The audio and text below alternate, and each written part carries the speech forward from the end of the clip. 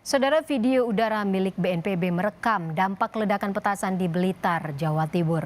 Kuatnya ledakan menyebabkan puluhan rumah warga rusak di bagian atap dan tembok. Ledakan kuat yang diduga akibat petasan di Kabupaten Blitar sempat dirasakan warga hingga radius 5 km.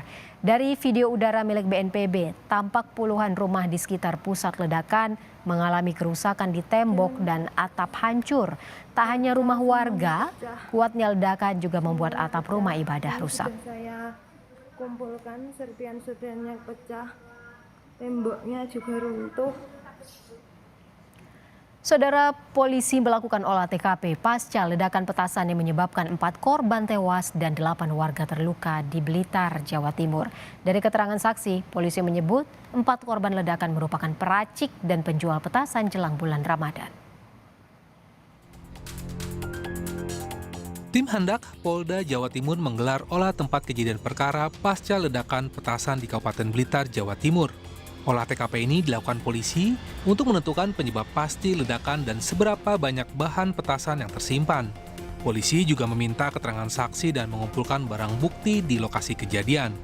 Kapolres Blitar Kota menyebut 4 korban tewas dikenal warga sebagai peracik petasan dan akan menjualnya di bulan Ramadan dan Idul Fitri.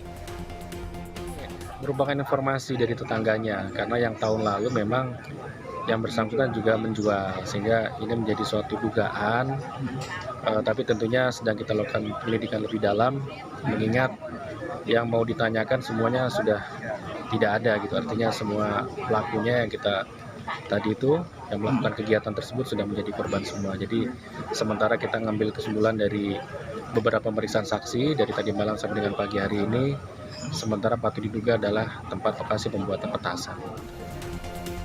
Sebelumnya, sebuah ledakan keras diduga akibat petasan menyebabkan 4 korban tewas dan 8 warga lainnya terluka di Kabupaten Blitar kemarin. Kuatnya ledakan juga membuat 25 rumah warga di dekat lokasi kejadian rata dengan tanah. Kini seluruh korban meninggal telah dievakuasi ke Rumah Sakit Mardi Waluyo, Kota Blitar untuk diotopsi. Winarto Sukaraja, Kompas TV Blitar, Jawa Timur.